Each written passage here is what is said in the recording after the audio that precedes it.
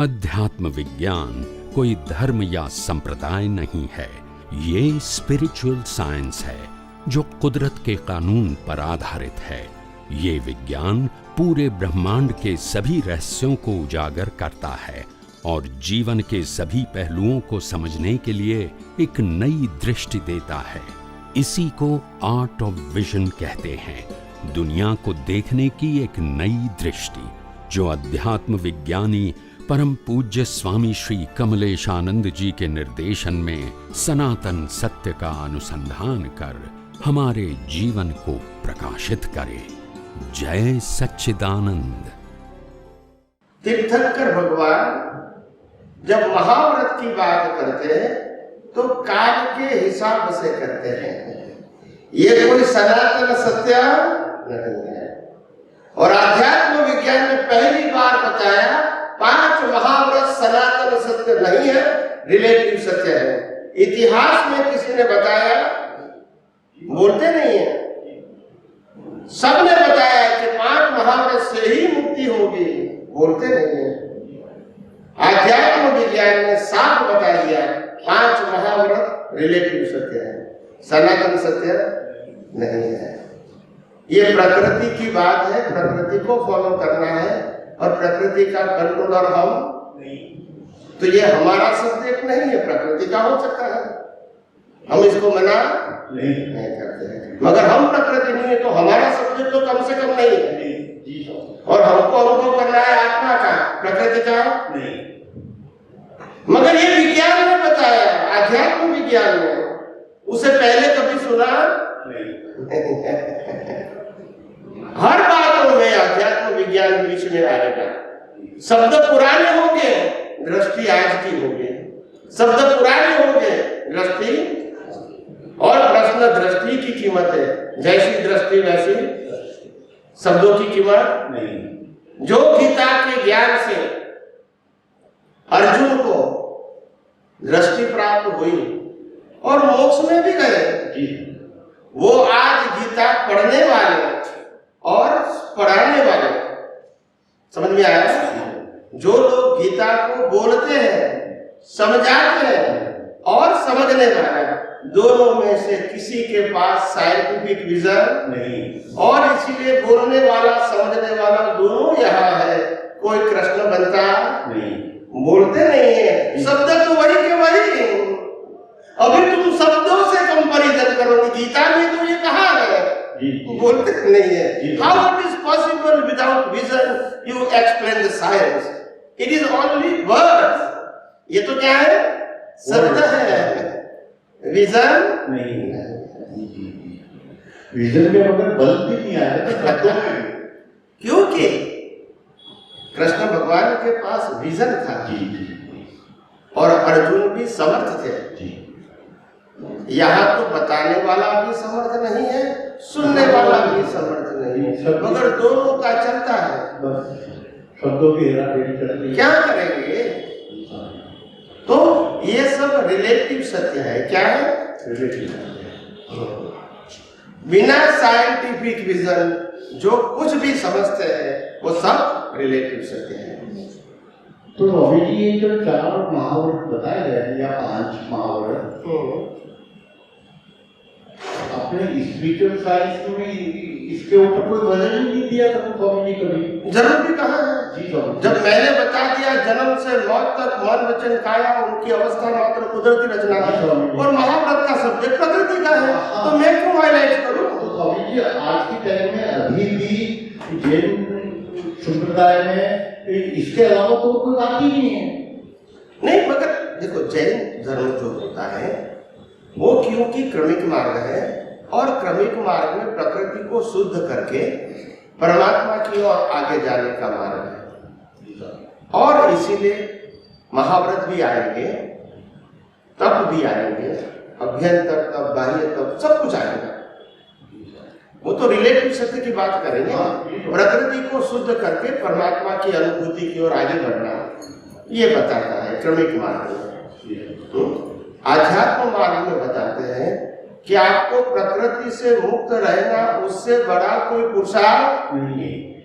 फिर सब्जेक्ट कहाँ आएगा? पूरा सब्जेक्ट ही उड़ गया। बात ये, तो आपका सेंटर पॉइंट क्या है वो इम्पोर्टेंट है। आपका सेंटर पॉइंट अगर प्रकृति को सुधारना है तो वो क्रमिक मार्ग है और वो रिलेटिव से।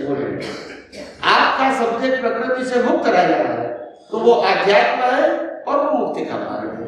तो दोनों सब्जेक्ट अलग है और दोनों अपनी जगह पे सही है। दोनों को मिक्स करने की जरूरत नहीं तो फिर कंफ्यूजन होगा, नहीं तो वो रिलेटिव सत्य अपनी जगह पे करेक्ट है, वो मानते भी है और फॉलो भी करना चाहते हैं, बस। तो वो गलत है ऐसा हम नहीं बस बस बस तो यही रहेगा। ये तो आप सबका सद्भाग्य है कि ये विज्ञान आपको मिल गया। जी बिल्कुल। नहीं तो आज आप भी वही करते हैं, आपके पास और कोई रास्ता नहीं, यही चलता रहेगा, चलता आया था। तो इसीलिए ये कोई नई बात नहीं है। और कुदरत ने भी ये विज्ञान पूरा खुला किया, ये कुदरत की देन है। आप समझे ना, हम तो जो खुला हुआ वो बता रहे हैं, आप समझे ना, मगर ये जो खुला हुआ है ये कुदरत का है, हमारा नहीं। मैं जितनी भी बात करता हूँ कुदरत के कानून की, ये कानून मेरा नहीं, ये कुदरत का था है और रहेगा। मगर कुदरत ने ये कानून को समझने की दृष्टि दिया जो मैं आप सबको शेयर कर रहा हूँ। आप समझे ना, कानून मेरा नहीं है, कानून को समझने की, अनुभव करने की दृष्टि मेरी है जो मैं बता रहा हूँ, और आपको वही दृष्टि से वही कानून को अनुभव करना है। मेरे मन वचन काया को अनुभव नहीं करना है। समझ में आया? तो यहाँ सब बातें क्लियर है, कोई कंफ्यूजन नहीं। अनुभव होने से समझिए, आपके अनुभव में शब्द भी आपके मौलिक है, तो मौलिक ही हो गए। वो शब्द तो शास्त्र से, शास्त्रों शब्द नहीं है। शास्त्रों में कैसे लेके आएंगे कि तीर्थंकर भगवान नहीं होते, तीर्थंकर शरीर को लगता है? शास्त्रों में बताएंगे नहीं, बताएंगे तो फिर वो पूजा पाठ नहीं करेंगे तो क्या करेंगे? तो ऐसा तो रहेगा। रिलेटिव सत्य क्या बोलते हैं, इसी को बोलते हैं। स्वामी जी, अक्सर सुनने में आता है ज्ञान सूक्ष्म होता है, इसके ऊपर थोड़ा बताइए। ज्ञान सूक्ष्म होता है, ज्ञान गहन होता है। आध्यात्म मार्ग गहन है। आध्यात्म मार्ग आम आदमियों को समझ में नहीं आता है। ऐसा हमने शब्द धर्माचार्यों के माध्यम से सुना है, क्योंकि जिसके पास अनुभव ज्ञान का, आध्यात्म विज्ञान की दृष्टि है ही नहीं, वो और क्या उत्तर देंगे? बोलते नहीं है। वो तो यही बताएंगे गहन है, तुमको समझ में नहीं आएगा, अभी जो तुम करते हो वो करते रहो, आगे आगे सब कुछ हो जाएगा। मगर ये थोड़ी कहेंगे कि मेरे पास ही नहीं है, वो तो नहीं कहेंगे, वो तो पोल खुल जाएगी उसकी, ऐसा तो नहीं कहेंगे ना। समझ में आया? मगर जब हमने विज्ञान समझाया तो आपको लगा कि ये गहन है, ये डिफिकल्ट है, ये इम्पॉसिबल है। जब समझाने वाला समर्थ होता है तो सब कुछ सरल हो जाता है। जब समझाने वाला असमर्थ है तो सब कुछ डिफिकल्ट हो जाता है। समझ में आता है? क्या करें जब उनको खुद को ही मालूम नहीं है तो आपको कैसे बताएंगे? इसीलिए जैसे जिनकी पात्रता है वही कहेंगे, और उस प्रकार से सामने वाला भी वही समझेगा। उसमें क्या करेंगे? ये तो चलता ही रहेगा। आप समझे? और भारतवर्ष के इतिहास के अंदर पहली बार ऐसा हुआ है कि एक सामान्य व्यक्ति दुनिया के सामने अपने अनुभव को अपने सामर्थ्य के साथ और आत्मविश्वास के साथ पेश करता है दुनिया के इतने सारे धर्मों के सामने। आप समझे ना? तो ये कोई साधारण बात नहीं है। दुनिया की परंपरागत बात करना वो तो कोई भी कर सकते हैं, मगर दुनिया के सभी धर्मों से विमुख और दुनिया के सभी धर्मों को फॉर्मेट बताने वाला उनका विजन कैसा होगा? आप समझो, ये शब्द नहीं है, ये अनुभूति है। अनुभूति से शब्द निकलते हैं, शब्दों से अनुभूति नहीं होती है। आप समझे? दुनिया के सभी धर्मों को फॉर्मेट बताना ये कोई साधारण बात है? The person they go beyond the religion, वो ही बता सकते हैं। जो एक दूसरे धर्मों की बात करते हैं वो फॉर्मेट शब्द नहीं बता सकते, क्योंकि वो तो फॉर्मेट में ही तो है। समझ में आया? तो ये कोई साधारण बात नहीं है। और ऐसा साधारण व्यक्ति कि जिसके पास न खुद का घर है, न ऑफिस है, न मैनेजर है, न कारकुन है, न पटावाला है, न शिष्य है, बोलते नहीं, फिर भी दुनिया चलती है। समझ में आया? हाँ। तो हालांकि ज्ञानी पुरुष दादा भगवान भी ऐसे ही थे। वो बड़ौदा के अंदर, गुजरात के बड़ौदा के अंदर मामा की पोल के अंदर उनका किराए का मकान था। लास्ट मोमेंट तक 30 रुपये का किराए का मकान में वो लास्ट मोमेंट तक रहे। और सिंपल उनकी लाइफस्टाइल भी क्या थी? काफी सिंपल, कोई दिखावा नहीं। समझ में आया? एक दिखने में साधारण व्यक्ति के अंदर असाधारण ज्ञान था। समझ में आया? और पूरे विश्व के अंदर पहली बार उन्होंने धर्म को विज्ञान शब्द से नवाजा। पहली बार नए नए धर्म तो खुले, किसी ने विज्ञान शब्द का प्रयोग नहीं किया है। दादा भगवान ने कहा अक्रम विज्ञान। आप समझे? तो ये उनकी सबसे बड़ी सिद्धि थी। और दूसरी बात, उन्होंने ही प्रतिष्ठित आत्मा की बात विश्व में पहली बार की है। उससे पहले किसी ने प्रतिष्ठित आत्मा की बात नहीं की थी। दो ही बात करते थे, शरीर और आत्मा, शरीर और आत्मा, तो यही बात थी। बीच में जो प्रतिष्ठित आत्मा पुरुषार्थ करने वाला है वो तो कहीं था ही। ये उनकी देन है, ये उनका संशोधन है, उनका अनुभव है। आप समझे? बहुत बड़ी बात कर दी। ये तो आम लोगों को समझ में नहीं आता है, वो एक अलग बात है, क्योंकि उनका लेवल ऑफ अंडरस्टैंडिंग नहीं है, तो क्या करेंगे?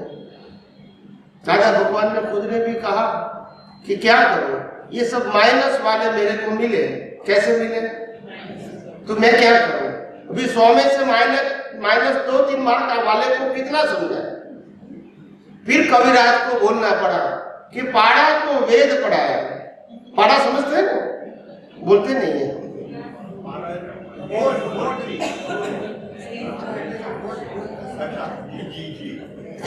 तो उसको वेद पढ़ाया, फिर क्या समझेगा वो? मगर क्या करेंगे? जाए तो जाए कहाँ? जो आएगा उसी को तो समझाएंगे। आप समझे कि? तो फिर ये क्या करेंगे? ये भी समझते थे, मगर करे तो करे क्या? उन्होंने लास्ट 5 साल बहुत प्रयास किया, 82 से 87, कि मेरे को साइंटिस्ट मिला दो, मैं पूरा साइंस बताना चाहता हूँ। ये उनकी इच्छा थी और व्यक्त भी बार बार करते थे, यहाँ भी और विदेशों में भी करते थे, मगर संजोग नहीं बना। क्या करें? समझ में आया? तो इसीलिए ये जो आज संजोग बना है वो भी कुदरत ने दिया है, ये हमारी देन नहीं है। संजोग कुदरत ने दिया, अनुभव भी, ये पूरा विजन भी कुदरत ने खुला कर दिया है, जो आज मैं आप सबके सामने पेश करता हूं। सनातन सत्य कुदरत का होता है, व्यक्ति का नहीं हो सकता है। और कुदरत ने यही देखा, प्योरिटी। क्या देखी? प्योरिटी। जो व्यक्ति प्योर होगा, सिंसियर होगा, ऑनेस्ट होगा, इसी को ये विज्ञान खुला होता है। जो स्वार्थी होता है, क्या होता है? अपने स्वार्थ के लिए यूज करेगा, तो फिर विज्ञान खुला नहीं होगा। विज्ञान इसी को खुला होता है जो दुनिया को कुछ देना चाहते हैं। विज्ञान इसी को खुला नहीं होता है जो दुनिया से कुछ लेना चाहते हैं। लेना ही लाचारी और मजबूरी है। क्या है? हाँ, समझ में आया? देने वाले को कुदरत सब कुछ सहाय करता है, क्योंकि बांटना है, और कुदरत भी यही करती है। सूर्य भी प्रकाश देता है, चंद्र शीतलता देती है, नदी हमको पानी देता है, पेड़ पौधे हमको फल फूल देते हैं, धरती हमको स्थान देती है, और वनस्पति हमको प्राणवायु देते हैं। मगर सब लोग देते हैं, कुछ लेते नहीं है, बोलते नहीं है।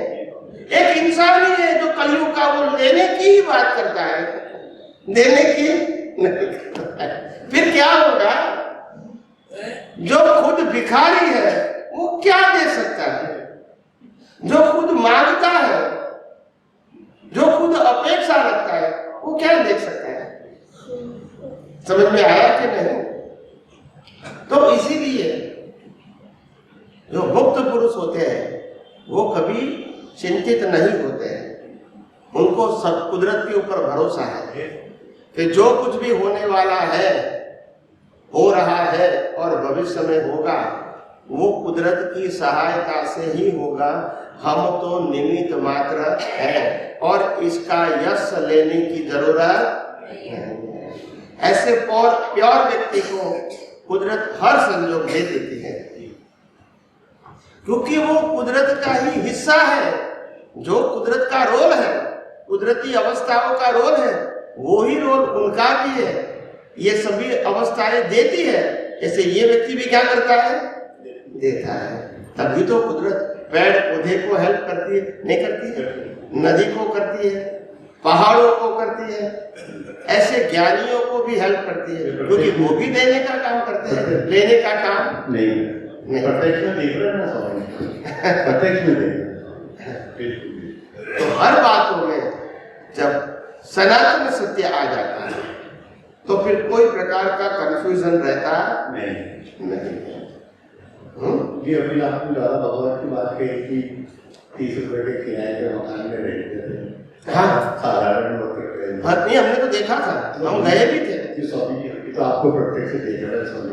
वही तो बात है, उनको कहाँ करते दादा भगवान और आपका भी तो देखते नहीं, जिनका जो है वो तो बताएंगे ना, इसमें क्या है। और आपका भी ज्ञान दर्शन को कभी होगी स्वामी जी, बहुत कुछ है हमारा और भाग्य के आपके दर्शन और आपका ज्ञान हमें मिलता है। ये हमारे से जरूरी कुछ नहीं है स्वामी जी, जो आज हम आपके सामने बैठे हैं। जय जय सच्चिदानंद। ओके, चलो हम प्रार्थना करते हैं अभी। हे अंतर्यामी परमात्मा, आप हर एक जीव के अंदर विराजमान है, वैसे मुझ में भी विराजमान है। आपका स्वरूप वो ही मेरा स्वरूप है। मेरा स्वरूप शुद्ध आत्मा है। हे शुद्ध आत्मा भगवान, मैं आपको अभेद भाव से अत्यंत भक्तिपूर्वक नमस्कार करता हूँ। अज्ञानता के वश, अजागृति के वश, मिथ्या ज्ञान मिथ्या दर्शन संबंधी दृष्टि से जो कुछ भी दोष हुए हैं और हो रहे हैं, वो सभी दोषों को आपके समक्ष जाहिर करता हूँ। उनके लिए हृदय से क्षमा याचना चाहता हूँ। हे प्रभु, मुझे क्षमा करें, क्षमा करें, क्षमा करें। और बार बार ऐसी दृष्टि संबंधी गलतियां न करूं। ऐसी आप मुझे दृष्टि प्रदान करें। हे शुद्धात्मा भगवान, ऐसी कृपा करें कि हम में से भेदभाव निकल जाए और अभेद स्वरूप प्राप्त हो।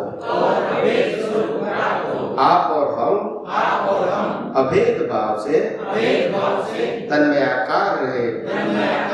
जय सच्चिदानंद, जय सच्चिदानंद, जय सच्चिदानंद, जय सच्चिदानंद, जय सच्चिदानंद।